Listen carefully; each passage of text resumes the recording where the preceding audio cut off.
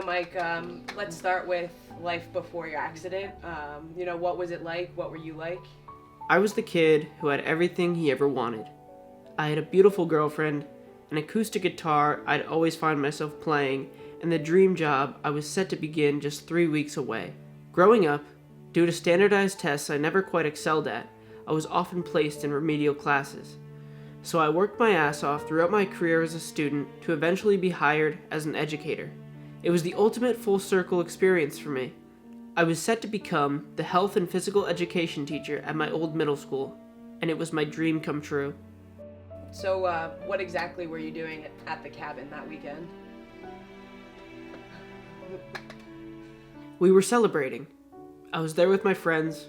It was supposed to be my last hurrah before I started my first semester as a teacher. So what did happen that weekend? So you were on a four-wheeler? You were on the back of the four-wheeler, yeah. And you hit a tree, correct? Yeah. So the person that was driving was drinking? Yeah. We were hanging out drinking. Typical activities for kids in their early 20s, but that's just it. We were young and stupid, and worst of all, drinking. My friend got on an ATV. I followed suit and hopped on the back. Within moments, we hit a tree, and I hit my head. And that was the moment everything changed. So in the accident, what injuries did you sustain? I was immediately critically injured. I suffered 3 broken ribs, collapsed lungs, broken clavicles, many facial fractures, and other minor cuts and bruises. However, that was the good news. I suffered 2 ruptured arteries, one to my right arm and one to my brain. That was followed by 2 strokes. The doctors determined 3/4 of the right side of my brain had been destroyed. At any point was your family informed that you might not make it?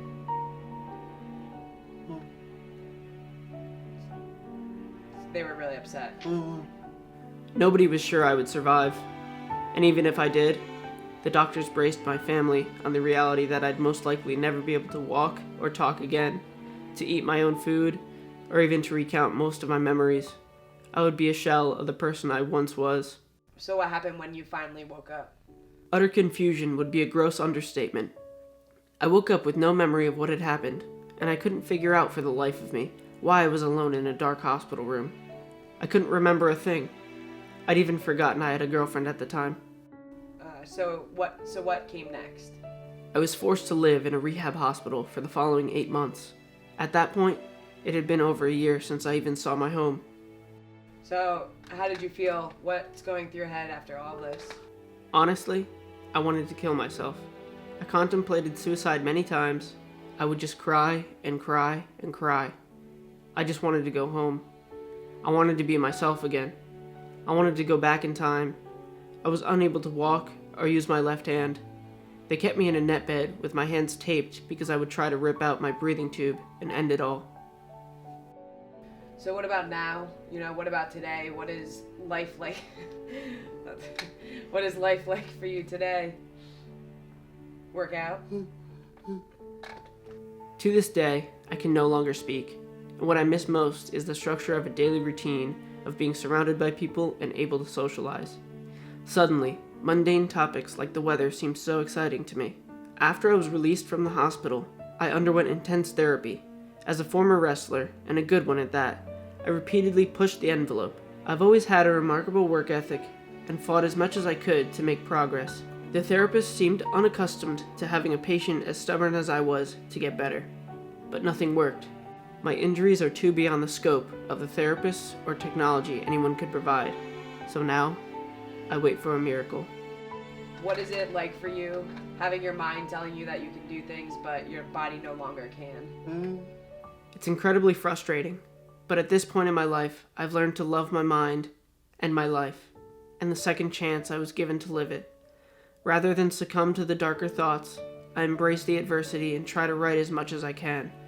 Whether it's posts on my blog or motivational speeches for those who may need to hear my story, because many people, too many, make the same mistake I did.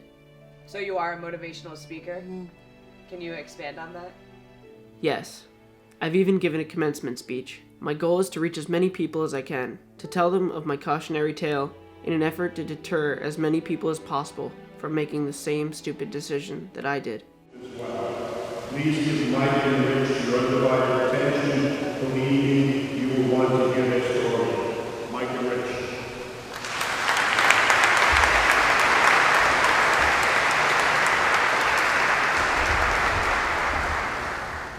As Bob Hurley stated, I am Michael's dad.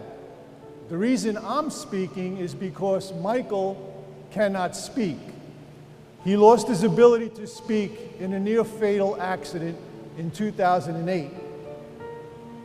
But what you are about to hear through my voice are the words of Michael Wojcik.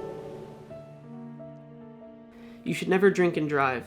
You should never get on or in a vehicle with someone who has. Most people tend to fluff this off, believing they're invincible or above the law, but I can tell you firsthand that nobody is. Look at me. If we were, I'd be able to tell you this myself. I used to believe that I no longer had a purpose in life, that I lost all reason and will to live, but today I realize that my purpose is to prevent as many people as I can from having to live the way that I now have to.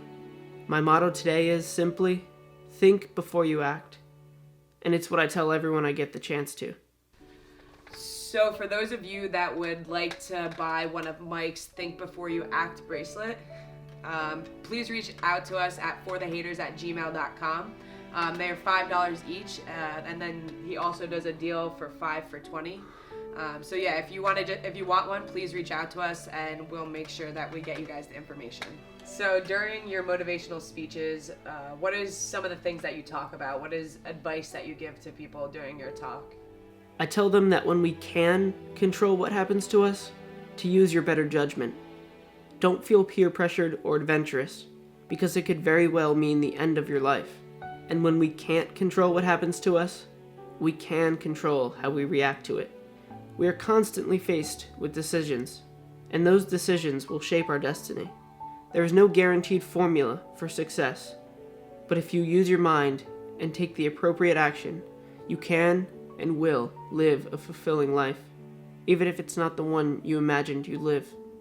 So thank you, Mike, for telling us your story.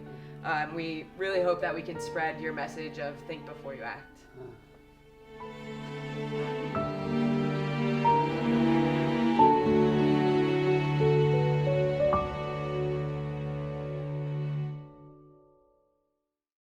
For the haters, come on, do it now or later. Whoa, yeah.